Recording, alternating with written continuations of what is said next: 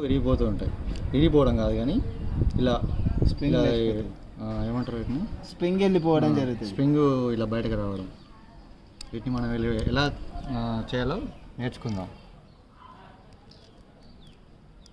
Present first opposite పైన ఇటు side హోల్లో ఇలా పెట్టాలి.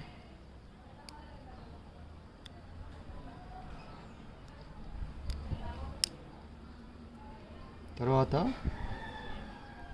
ఇటు సైడ్ Opposite. హోల్లో ఆపోజిట్ టాప్ హోల్లో ఇలా తీసుకొని ఆపోజిట్లో ఇలా పెట్టేసి దీన్ని ఇలా పైనుండి ఇలా ఇలా లాగేసేవారు, సెట్ అయిపోతుంది.